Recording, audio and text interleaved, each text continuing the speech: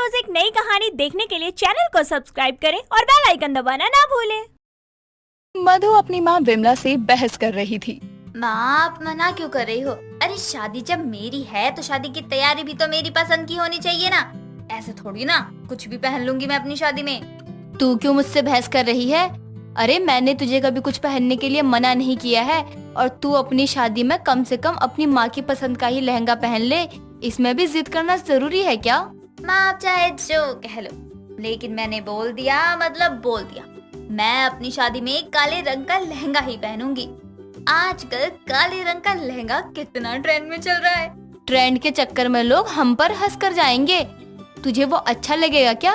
अरे दुल्हन लाल जोड़े में ही अच्छी लगती है, और लाल रंग ही अच्छा भी माना जाता है। तभी मैं तुझे समझा रही हूँ। माँ, आप क्यों मना कर रही हो? मैंने तो डिजाइन भी सिलेक्ट कर लिया है लहंगे का, और उस पर ज्वेलरी कौन सी अच्छी लगेगी वो भी। आप प्लीज मना मत करो ना। देख, अब तू मेरी बात कान खोल के सुन ले। मैंने तेरे पसंद के लड़के से शादी के लिए हाँ बोल दिया है, लेकिन अब हर जगह तू मैं करेगी तो मैं अभी के अभी शादी कैंसिल कर दूंगी। नहीं माँ, ऐसा मत करो। शादी होने दो अच्छे से, बस जैसा आप कहोगी मैं वैसा ही करूँगी। मधु अपनी माँ की मर्जी से शादी के लिए हाँ कर देती है, और जैसा जैसा विमला बोलती है ठीक वैसा वैसा ही मधु करती जाती है।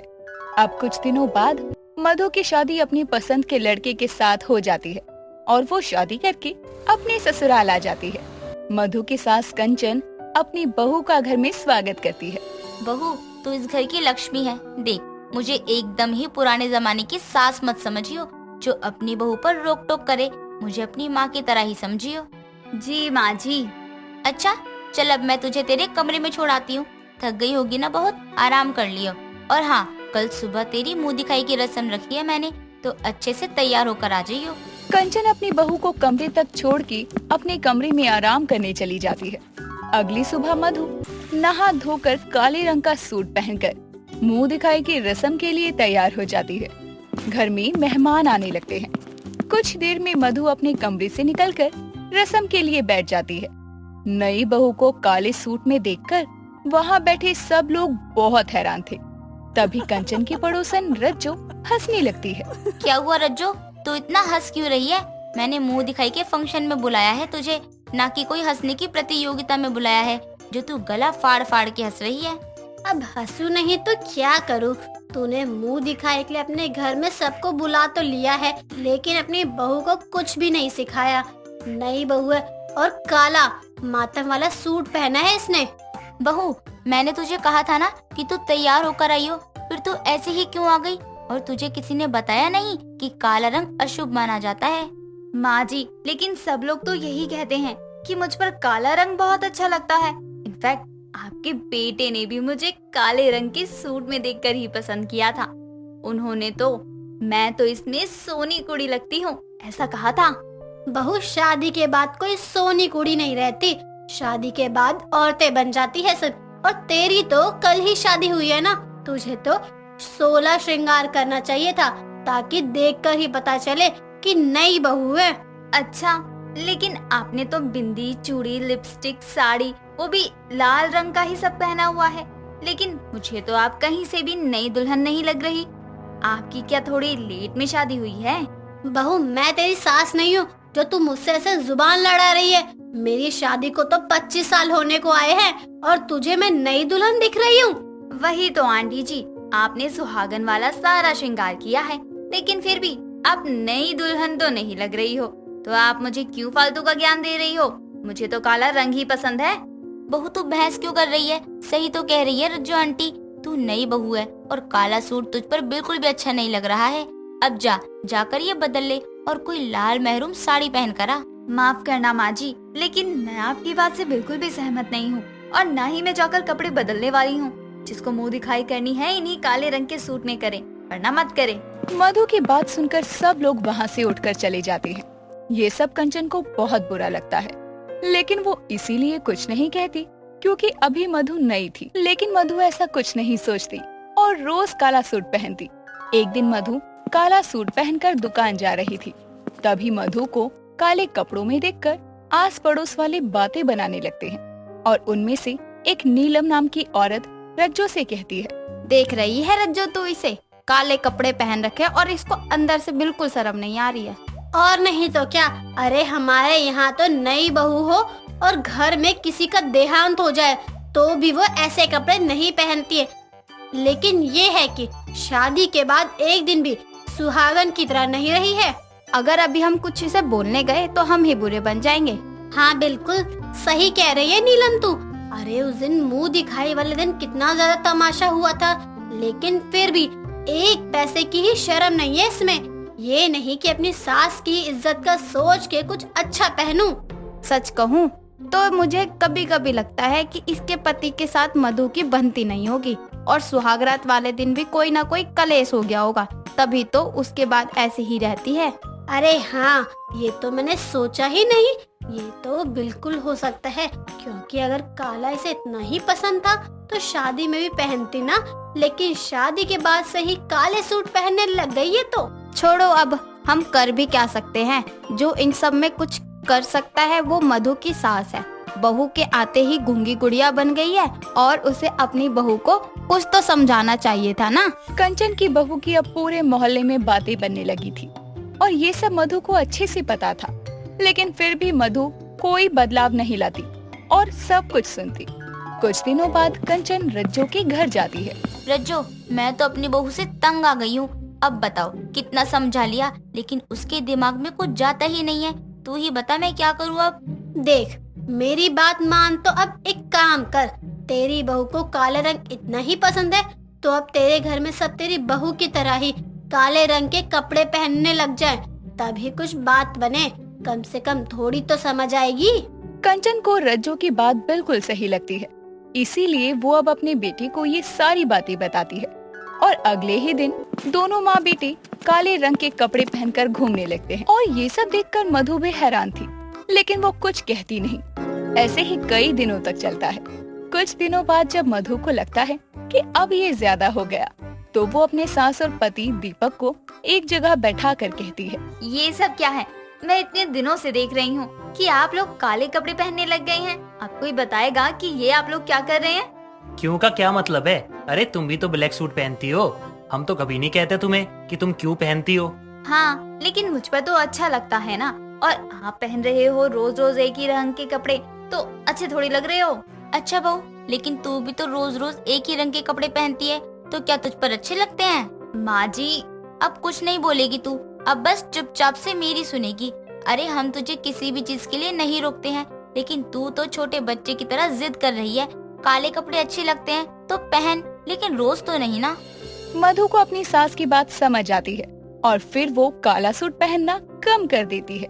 सुमित्रा अपनी 3 बहुओं को शहर लेकर जाती है, जहाँ बड़ी बड़ी बिल्डिंग देख सुमित्रा की बड़ी बहू पुष्पा बोलती है, आई हो दादा, कितना बड़का बड़का मंजिल है यहाँ। पुष्पा दीदी, तुम बिल्कुल सही कहत हो। देखो तो जरा कितना बड़का मंजिल है। अम्मा जी, हमार भी ऐसा घर है का? हाँ मेरी तीनों बहू, हमारा भी ऐसा ही घर है। ये सुनते ही तीनों खुश हो जाती हैं और कुछ ही समय में वो चारों अब घर पहुंच जाती हैं, जहां इतना बड़ा घर देख तीनों की आंखें फटी की फटी रह जाती हैं और तीनों एक साथ बोलती हैं, बाप रे, इतना बड़ा घर। अरे पुष्पा दीदी, हम तो सपने में ही देखे हैं इतना बड़ा घर। अरे झुमकी, तुमने तो सपने में भी देखा है ना, हम तो ऐसा घर टीवी में ही देखे हैं। हाँ सही कह रहे हो तुम दोनों। अरे हमारी किस्मत देखो कितना अच्छा है। वो कहावत सुनी है ना तुम सभी ने, भगवान जब भी देता है छप्पर फाड़ कर देता है। हमारे साथ भी कुछ ऐसा ही है। ये सभी बात कर ही रहे थे कि तभी उनकी सास सुमित्रा उनसे बोलती है, अरे तुम सभी का घर को निहारना हो गया हो तो कुछ बनाकर मुझे खिलाओ, बहुत जोर से भूख लगी है। हाँ हाँ सासू माँ, क्यों नहीं, आप तो हमारी माता हैं और हम अपनी माता को खाना कैसे नहीं खिलाएंगे। झुमकी, ठुमकी, चलो चलकर खाना बनाते हैं। दीदी, ये घर जरा अच्छे से निहारने दियो, काहे कि हम अपनी जिंदगी में पहली बार ऐसा घर देखे हैं ना। अरे बहू, ये घर हमारा ही है और अब तुम तीनों भी यहीं रहोगी, तो आराम से इस घर को देखते रहना, क्योंकि तुमको अब अपना जीवन यही काटना है। इसलिए जाओ, कुछ बनाकर खाने को ले आओ। क्यों भूखा मार रही हो अपनी बूढ़ी सास को? जी अम्मा जी। इस तरह अब तीनों बहू अपनी सास के लिए खाना बना कर लाती हैं और खिलाती हैं। ऐसे ही समय गुजरने लगता है और एक दिन चारों सास बहू हॉल में बैठकर टीवी देख रहे थे कि तभी झुमरी बोलती है। अम्मा जी, मैं ये सोच रही थी कि हमारे जो 2 देवर हैं, उनकी भी शादी जल्दी से जल्दी करवा देते हैं। अब वो दोनों भी तो ब्याह के लायक हो गए हैं। ए लियो, छोटा मुंह बड़ी बात। अम्मा जी, हम भी यही कहने वाले थे कि देवर जी अब बड़े हो रहे हैं। दीदी, बड़े हो रहे हैं या बड़े हो चुके हैं? वैसे तुम सब बोल सही रही हो। आज आने दो उन दोनों को, मैं उनसे शादी की बात करती हूँ। इस तरह अब शाम हो जाती है और सुमित्रा अपने दोनों बेटों से कहती है। विकास, अनुज, मैं सोच रही थी कि मैं तुम दोनों के हाथ पीले कर दूं। अरे मम्मी, अगर हाथ पीले करने हैं तो हम रंग लगा लेते हैं ना। उसकी बात सुनकर अनुज की बड़ी भाभी अनुज के सर पर एक मारते हुए कहती है। मेरे पागल देवर जी, रंगों से हाथ पीले नहीं करने हैं, हल्दी से पीले करने हैं। और यहाँ बात तुम्हारी शादी की हो रही है। अभी तो हम बच्चे हैं भाभी।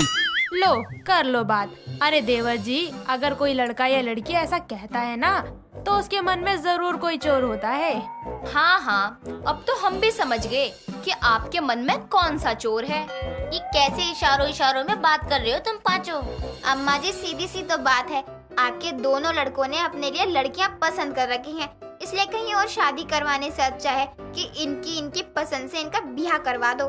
फिर क्या था, सुमित्रा अब उन दोनों की पसंद की लड़की से उन दोनों की शादी करवा देती है। और शादी के कुछ दिनों बाद सुमित्रा की दोनों बहुएं नमिता और शमिता दोनों ही छोटे छोटे कपड़े पहनकर आती हैं और अपनी तीनों भाभियों से कहती हैं। भाभी, हमारा टिफिन का है, हमें ऑफिस के लिए देर हो रही है। ये क्या कह रही हो? ऑफिस? तुम दोनों काहे लिए ऑफिस जाओगी? भाभी, आप लोग हैं घरेलू भूवे, हम नहीं। हम दोनों कामकाजी भूवे हैं। अपने घर में शोर सुनकर सुमित्रा बाहर हॉल में आती है और अपनी बहुओं से कहती है। अरे क्या हो गया?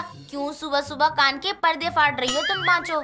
मम्मी जी, मैं पहले ही कह दे रही हूँ कि अगर हम लोगों को किसी ने काम पर जाने से रोका तो मैं उसे छोड़ूंगी नहीं। अरे बहू, जाओ तुम दोनों, तुमको रोकने वाला कौन है?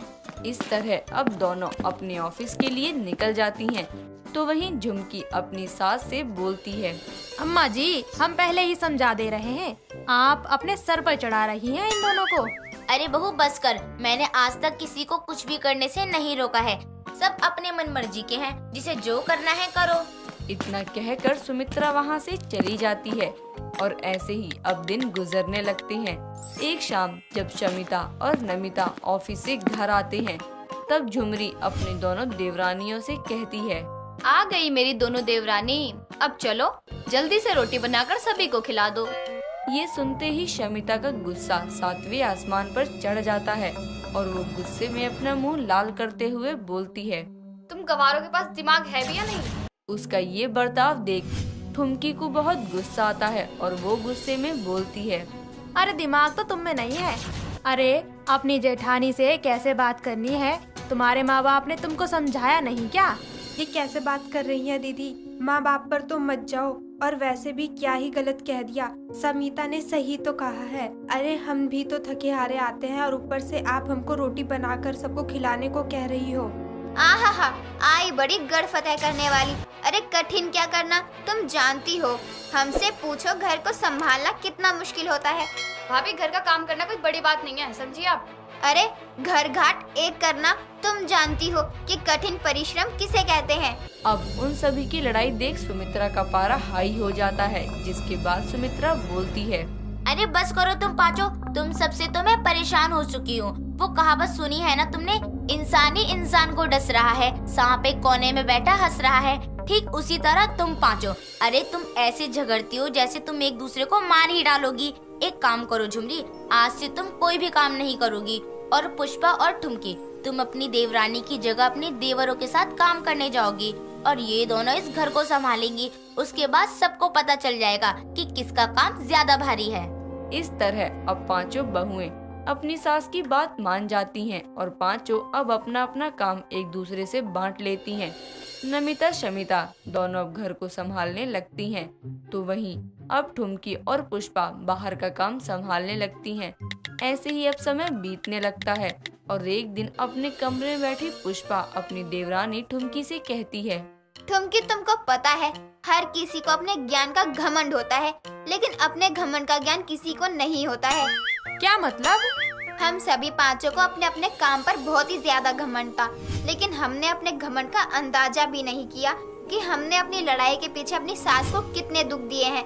सासू जी ने अपने बच्चों के लिए अपनी शादी उनसे करवा दी जिनको वो चाहते थे, और हम तीनों हैं कि हम तीनों उन दोनों के काम को लेकर उन दोनों को बहुत बोला, लेकिन हम पांचों को अपनी लड़ाई में ये भूल गए कि सासू माँ को कितना बुरा लगा होगा जब उनके बच्चे उनके सामने ही ऐसे जानवरों की तरह लड़ रहे हैं। दोनों आपस में बात ही कर रही थी कि तभी उनकी ये बात शमिता और नमिता भी सुन लेती हैं और उनको भी अपने किए पर पछतावा होता है, जिसके बाद अब चारों अपनी सास सुमित्रा के पास जाती हैं और अपनी सास से कहती हैं, मम्मी जी, हम सबको माफ कर दो। पर क्यों? मम्मी जी, हम अपनी लड़ाइयों के बीच आपकी ममता भूल गई, इसलिए हमें माफ कर दीजिए। हाँ मम्मी जी, हम आपको समझ ही नहीं पाए और हम सब अब साथ रहेंगे और लड़ेंगे भी नहीं। अपनी बहू को माफी मांगता हुआ देख अब सुमित्रा सभी को माफ कर देती है और इस तरह अब सभी खुशी से मिलकर रहने लगते हैं।